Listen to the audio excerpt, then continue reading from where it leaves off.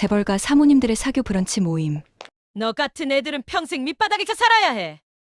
제가 누군지 정말 모르세요? 그 후 30년 권력의 여왕이 조용히 사라졌다. 과연 그녀들 사이에 무슨 일이? 매주 목요일 오전 11시 강남 최고급 호텔 프라이빗 레스토랑. 이곳에서 30년간 절대적 1인자로 군림해온 여자가 있었다. 오늘도 평소처럼 준비해 주세요. 매주 목요일 브런치는 정혜란만의 특별한 시간이었다. 수십 명의 재벌 부인들이 그녀 앞에서 고개를 숙였고 모든 이들이 그녀의 말 한마디에 귀를 기울였다. 테이블에 앉은 다른 사모님들은 혜란을 찬양하는 듯한 표정들이었다. 역시 혜란 언니, 저런 품격은 타고나는 거야 하는 시선들이 느껴졌다. 수천만 원짜리 명품백이 놓인 테이블, 한 끼에 100만 원이 넘는 브런치 코스, 개인 셰프가 직접 서빙하는 캐비어와 샴페인, 손목에 반짝이는 수억 원짜리 시계들. 이곳은 평범한 사람들은 상상도 할 수 없는 화려함의 극치였다. 정혜란, 55세? 매일 아침 전담 스타일리스트가 방문하고 일주일에 3번씩 받는 고급 관리, 한 번 입고 버리는 수백만 원짜리 옷들. 그녀의 일상은 그 자체로 하나의 작품이었다. 그런데 오늘은 달랐다. 초대받지 않은 손님이 나타난 것이다.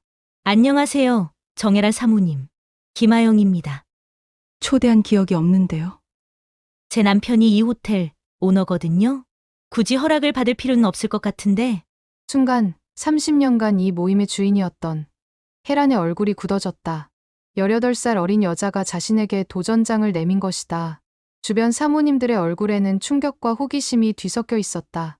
새파랗게 젊은 여자가 혜란 언니한테 저렇게 말하다니. 72세 회장이랑 결혼한 그 여자인가? 하는 시선들이 교차했다. 황하영, 37세. 72세 대기업 회장과 결혼해 6개월째 임신 중인 젊은 사모님. 18살 차이 나는 혜란 앞에서도 여유롭게 미소 짓고 있었다. 임신 중이신 것 같은데 조심하셔야죠. 스트레스는 아기에게 안 좋다던데. 걱정 감사해요. 하지만 여기서 스트레스 받을 일이 뭐가 있겠어요? 그리고 전 아직 젊어서 회복력이 좋거든요. 첫 만남부터 불꽃 튀는 두 여자. 하나는 기존의 권력을, 다른 하나는 새로운 도전을 상징했다. 그리고 그 다음 주 브런치 모임. 아영은 또다시 나타났다. 이번에는 더 화려한 모습으로. 다른 사모님들의 놀란 표정이 역력했다. 어머, 저 목걸이 가격이 얼마나 할까? 혜란 언니는 어떻게 반응하실까? 하는 시선들이 두 사람 사이를 오갔다. 이거 어때요? 우리 남편이 아이 생긴 기념으로 사준 거예요. 젊은 분들은 참 화려하시네요. 하지만 혜란도 만만하지 않았다. 아영 씨. 재벌가 모임에는 나름의 격이 있어요. 너무 과하면 과하다고요? 전 그냥 남편 사랑을 받고 있을 뿐인데요. 주변 사모님들의 얼굴에는 긴장감이 역력했다. 두 사람이 싸우는 건 아닌가. 어린 여자가 어쩌려고 저러나 하는 당황스러운 기색들이 역력했다. 그리고 세 번째 만남. 이제 둘의 신경전은 노골적이 되었다. 아영 씨. 회장님과는 어떻게 만났어요? 평범하게 만났죠? 왜요? 아니, 나이 차이가 꽤 나시잖아요. 72세와 37세라니. 혜란의 공격이 시작됐다. 하지만 아영도 가만히 있지 않았다. 언니는 자녀가 몇 명이세요? 그거. 전 6개월 만에 아들 임신했는데. 혜란 언니는요? 치명적인 한방. 아이를 못 가진 혜란의 가장 아픈 곳을 정확히 찌른 아영. 이제 전쟁이 본격적으로 시작됐다. 분위기는 더욱 차가워졌다. 아영 씨. 회장님 건강은 어떠세요? 그 연세에 아이가 생기다니. 건강하세요. 왜요? 의학적으로 72세의 아이라는 게 좀 희한하잖아요. 무슨 말씀이세요? 아, 언니 남편은 요즘 어떠세요? 30년 동안 한 번도 외도 안 하셨을까요? 뭐라고? 강남 그 카페. 어린 여자랑 자주 가시던데요? 주변 사모님들의 얼굴에는 충격과 흥미진진함이 교차했다. 어머나, 이런 얘기까지 나오다니. 흥미진진한데? 하는 복잡한 감정들이 역력했다. 한 달 후, 둘의 갈등은 절정에 달했다. 이제 강남 사교계 전체가 이 두 여자의 싸움을 주목하고 있었다. 다른 사모님들은 이미 편을 가르고 있는 듯했다. 혜란의 오랜 위세를 지지하는 시선들과 아영의 당당함에 묘한 흥미를 느끼는 시선들이 교차하고 있었다. 다시 돌아온 목요일 브런치 모임. 혜란과 아영은 조금 일찍 도착해 둘의 대화를 나누고 있었다. 아영 씨, 이제 그만하시죠. 뭘 그만하라는 거죠? 이 모임은 제 자리예요. 30년간 제가 만든 곳이고요. 하지만 아영에게는 마지막 카드가 남아 있었다. 그녀의 눈빛이 서늘하게 변했다. 언니, 제가 누군지 정말 모르세요? 뭐? 10년 전, 기억 안 나세요? 아영의 목소리가 한층 낮아졌다. 마치 오랫동안 숨겨뒀던 무언가를 꺼내는 듯했다. 언니 시어머님 병원에 있던 그 간병인, 저예요. 충격적인 반전. 아영은 10년 전 혜란의 시어머니를 간병했던 젊은 간병인이었던 것이다. 혜란의 표정은 어떻게 이런 일이 하는 충격과 당황스러움으로 역력했다. 그럴 리가. 당신이 그때 맞아요. 27살. 그때 이름은 김진아. 시급 8,000원 받던 그 간병인이었어요. 혜란의 얼굴이 창백해졌다. 10년 전 그 기억이 되살아나고 있었다. 당시 혜란은 시어머니를 제대로 돌보지 않으면서도 간병인에게는 온갖 트집을 잡았다. 10년 전, 아영은 생계를 위해 간병인 일을 하고 있었다. 대학을 졸업했지만 취업이 되지 않아 병원에서 밤새 환자를 돌보는 일을 하고 있었던 것이다. 그때 아영은 단순히 돈을 벌기 위해 일했을 뿐이었다. 그런데 그곳에서 만난 혜란은 아영을 인간 이하로 취급했다. 언니, 그때 저한테 어떻게 하셨는지 기억해요? 아영 씨, 나는 첫날부터 시작이었죠. 야, 간병인! 여기 바닥에 못 떨어져 있잖아! 치워! 아영이 10년 전 그날을 생생하게 재현하기 시작했다. 혜란은 놀란 얼굴로 숨을 죽이고 들었다. 식사 시간에도 간병인은 따로 먹어. 여기서 같이 먹으면 안 돼. 라고 하셨죠. 그때는 내가 그리고 제가 실수로 물컵을 떨어뜨렸을 때 뭐라고 하셨죠? 아영의 목소리가 떨리기 시작했다. 10년 전 그 수치스러운 기억이 고스란히 되살아나고 있었다. 너 같은 애들은 평생 밑바닥에서 살아야 해. 주제를 알아라. 라고 하셨죠? 10년 전 그 모멸적인 말들이 되살아났다. 혜란은 아영을 단순한 간병인으로만 여기며 인격적으로 모독했던 것이다. 아영은 그날의 수치심을 잊지 않았고 이 모든 것이 복수를 위한 계획이었던 것이다. 아영 씨, 그때는 내가 너무 스트레스를 받고 있어서 스트레스요. 그게 사람을 개처럼 부릴 이유가 되나요? 아영의 목소리에는 10년간 쌓인 분노가 서려 있었다. 그날 밤 아영은 혜란의 말을 들으며 마음속으로 다짐했다. 언젠가 반드시 복수하겠다고. 더 기억나는 게 있어요. 언니가 새벽 3시에 일하는 시간도 아니었던 저를 깨워서 그만해. 제발. 저 노인네 기저귀 가라. 냄새나서 못 자겠어 하시면서 자신은 호텔에 가서 주무셨죠. 혜란의 얼굴에 충격과 당황스러움이 번져갔다. 혜란의 과거 행동들이 하나씩 상기되고 있었다. 그날 밤 시어머님이 저한테 하신 말씀 기억하세요? 뭐라고? 우리 며느리는 돈은 많지만 마음이 차갑다. 불쌍한 아이야. 라고 하셨어요. 시어머니조차 혜란의 차가운 성격을 안타까워했던 것이다. 죽어가는 시어머니를 제대로 돌보지도 않으면서 간병인에게는 온갖 트집을 잡는 혜란의 모습을 보며 시어머니는 한숨을 쉬었다. 시어머님이 또 뭐라고 하셨는지 아세요? 아영아, 그만. 아가씨, 내 며느리가 아가씨를 괴롭히면 참지 말고 나한테 말해. 라고 하셨어요. 시어머니는 혜란의 행동을 보다 못해 간병인인 아영을 감싸주려 했던 것이다. 하지만 그때 아영이 목격한 것은 이것만이 아니었다. 더 충격적인 일이 있었다. 그리고 또 하나 알려드릴까요? 뭔데? 언니, 제가 누구인지 정말 알고 싶으세요? 아영의 미소가 더욱 차가워졌다. 마치 오랫동안 준비해온 최후의 카드를 꺼내는 듯했다. 전 단순한 간병인이 아니었어요. 뭐라고? 저희 아버지, 지금 제 남편으로 알고 계시는 김동철 회장이세요. 또 다른 폭탄 선언이었다. 아영은 현재 남편인 김동철 회장의 숨겨둔 혼외자였던 것이다. 김동철 회장이 자신의 치부쯤으로 여겨 철저히 숨겨둔 출생부터 이미 재벌가 자제였지만 혼외자였던 아영은 자신의 신분을 철저히 숨기고 살아야만 했던 것이다. 뭐라고? 그럼 너는? 네, 맞아요. 지금 제 남편은 제 친아버지예요. 더욱 충격적인 진실이었다. 아영은 자신의 아버지와 결혼했던 것이다. 하지만 이것도 모두 복수를 위한 계획이었다. 10년 전 제가 간병인 일을 한 건 절대 호적에 나를 올릴 수 없다던 아버지와 싸워서 경제적 지원이 끊겼었기 때문이에요. 진실이 드러났다. 아영은 아버지와의 갈등으로 아버지가 지원해준 집에서 반항심에 나와 혼자 힘으로 살아가고 있었다. 그런데 그 과정에서 혜란에게 받은 모욕은 아영의 마음에 깊은 상처를 남겼다. 당시 아버지는 50대 후반이었고 전 20대였어요. 자기 자식을 숨겨두려고만 하던 권위적인 사람이었죠. 그럼 지금은? 성형을 하고 아버지도 못 알아보도록 바뀐 모습으로 모든 것을 숨긴 채 몇 년 전 아버지에게 돌아갔어요. 언니 때문에요. 아영의 복수 계획이 서서히 드러나고 있었다.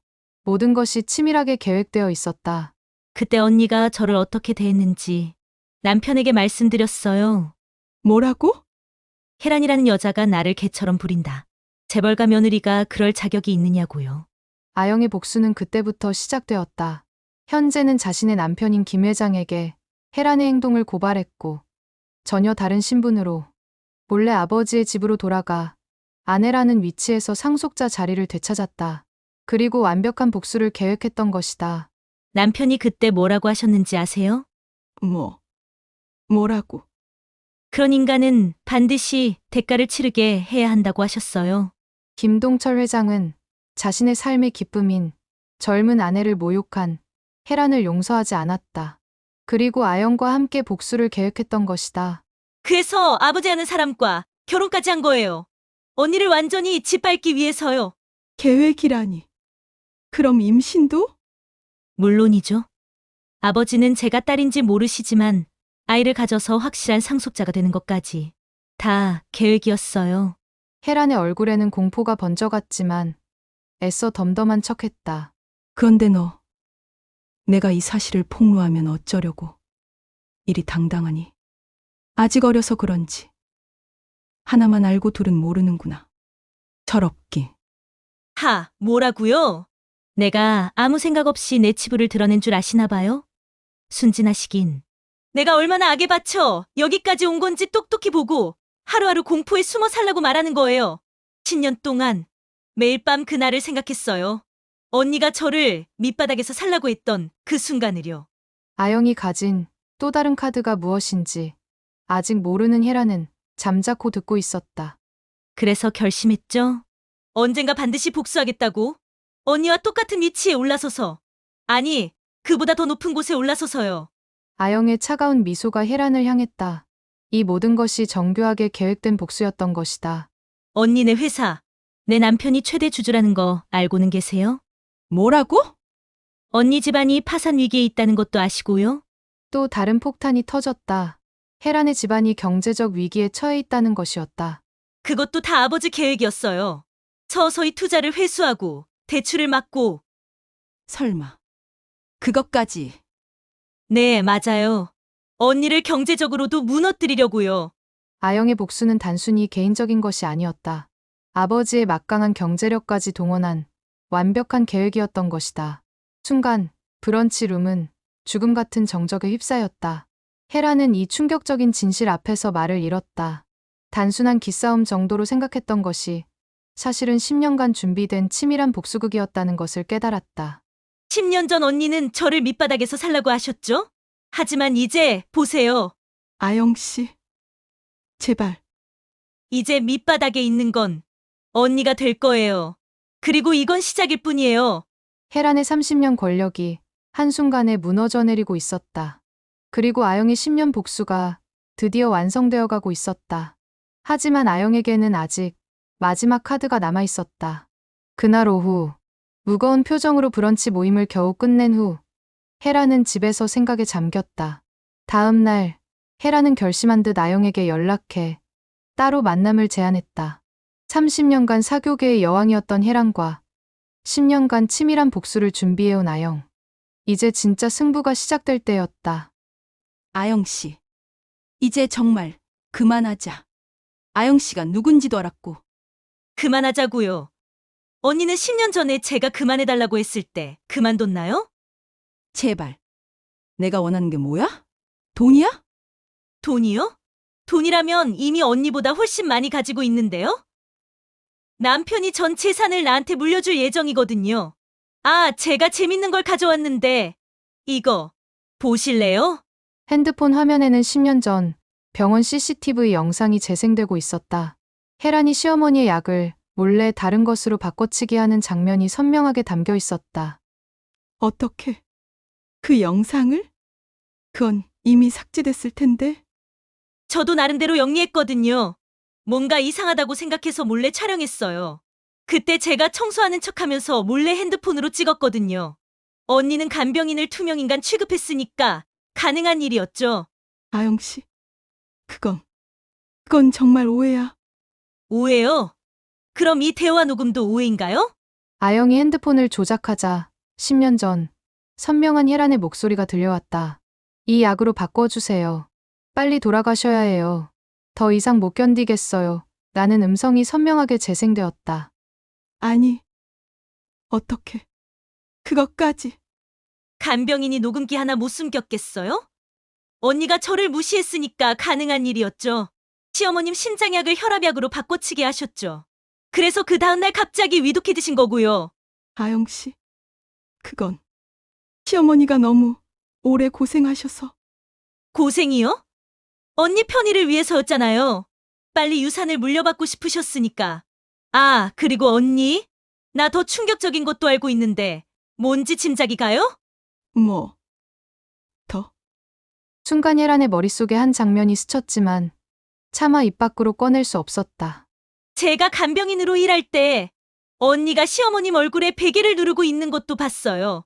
그건 아니야. 그냥 베개를 정리해드린 거야.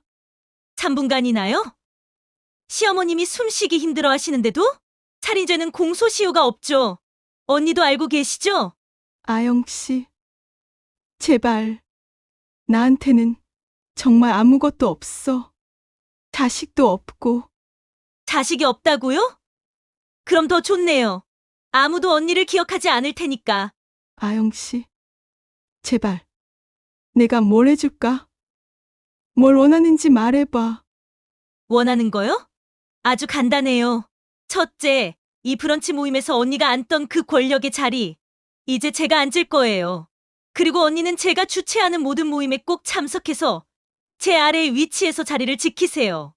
그건 둘째, 그 모임 이외의 강남 사교계에서는 완전히 손을 떼세요. 내가 허락한 모임 이외에 어떤 곳에도 나오지 마시고요. 셋째, 다른 사모님들에게 제가 새로운 리더 역할을 할 거라고 공식적으로 소개하세요. 그리고 넷째, 언니네 회사, 내 남편 회사로 인수될 예정이에요. 순순히 따르시고요. 아영 씨. 그렇게까지. 다섯째, 매일 아침 나한테 안부 문자를 보내세요. 오늘도 밑바닥에서 잘 살고 있습니다. 라고요. 이것들을 지키시면 10년 전 시어머님을 살해하려 했던 목격 장면은 비밀로 해드릴게요. 아영 씨. 정말 그래야 하는 거야? 지금 이 순간부터 나한테 반말도 하지 마세요.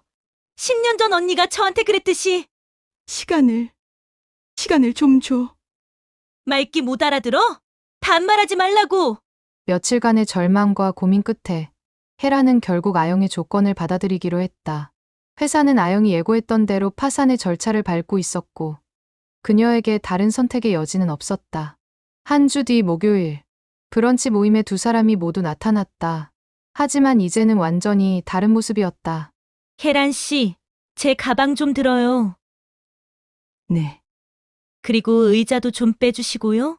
아영은 작정이라도 한 듯 혜란을 자신의 비서마냥 대했다. 다른 재벌과 사모님들이 지켜보는 가운데서도 거리낌 없이. 그때 아영이 손짓하자 혜란이 어렵게 입을 열었다. 앞으로 아영 씨가 나 대신 이 모임을 이끌어 주시게 됐습니다. 혜란의 떨리는 목소리로 공식 선언이 이루어졌다. 다른 사모님들의 얼굴에는 충격과 당황스러움이 역력했고 눈앞에서 벌어지는 충격적인 장면에 웅성거림조차 없이 서늘한 고요함이 맴돌았다. 고마워요. 혜란 씨? 그리고 사모님들, 앞으로 잘 부탁드려요. 아영이 이제 혜란이 30년간 앉았던 그 자리에 당당히 앉았다. 혜란은 맨 끝자리에서 고개를 숙이고 있었다. 다음 주, 그리고 그 다음 주, 매주 같은 일이 반복됐다. 아영은 혜란을 점점 더 노골적으로 부렸다. 혜란 씨, 제 접시 좀 정리해 주세요. 네. 아, 그리고 오늘 디저트 메뉴 추천 좀 해주시겠어요? 30년 경험이 있으시잖아요? 다른 사모님들은 이 광경을 보며 수근거렸다. 저게 뭐 하는 짓이야. 혜란 언니가 저렇게까지. 무슨 일이 있었던 거지 하며 상황을 궁금해했다. 한 달이 지났다. 매일 아침 아영의 핸드폰에는 똑같은 문자가 전송됐다. 오늘도 밑바닥에서 잘 살고 있습니다. 아영이 요구했던 그 굴욕적인 문자였다. 2달이 지났다. 혜란의 얼굴에는 생기가 완전히 사라져갔다. 30년간 지켜온 자존심이 매일매일 무너져 내리고 있었다. 새 달째가 되었을 때 혜란은 더 이상 예전의 모습이 아니었다. 수치심과 절망에 짓눌린 그녀는 점점 피폐해져 갔다. 아니, 혜란 씨, 오늘 좀 늦으셨네요? 미안해요. 혜란의 목소리는 점점 작아졌다. 그녀의 눈빛에서는 생기가 완전히 사라져 있었다. 4달째, 브런치 모임에 혜란이 나타나지 않았다. 아영이 전화를 걸어봤지만 받지 않았다. 며칠 후, 소식이 들려왔다. 혜란이 정신병원에 입원했다는 것이었다. 과도한 스트레스와 우울증으로 인한 정신이상 증세, 30년간 쌓아온 모든 것을 잃고 매일매일 굴욕을 당하며 살아야 했던 혜란은 결국 완전히 폐인이 되어버린 것이다. 아영은 그 소식을 들었을 때 이상한 기분이었다. 승리감도 아니고 후회도 아닌 그냥 공허함만이 남아있었다. 이게 내가 원했던 건가? 아영은 곧 출산을 앞둔 만삭의 배를 쓰다듬었다.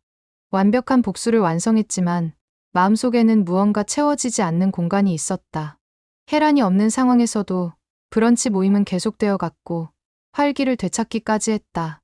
30년간 복종하던 혜란이 없음에도 재벌과 사모들은 새로운 여왕, 아영에게 아부를 하며 아무 일 없었던 것처럼 일상을 이어갔다. 모든 걸 가진 아영. 하지만 그녀의 얼굴에는 행복함보다는 예전 혜란과 같은 차가움이 서려 있었다. 한 달 후, 아영은 정신병원을 찾았다. 혜란을 만나보고 싶었다. 병실에서 만난 혜란은 완전히 다른 사람이 되어 있었다. 멍한 눈빛으로 창밖만 바라보고 있었다. 언니, 저예요. 아영이에요. 하지만 혜란은 아영을 알아보지 못했다. 아니, 알아보려 하지 않았다. 머릿속 무언가가 그 기억을 완전히 붙잡고 놓아주지 않는 것처럼.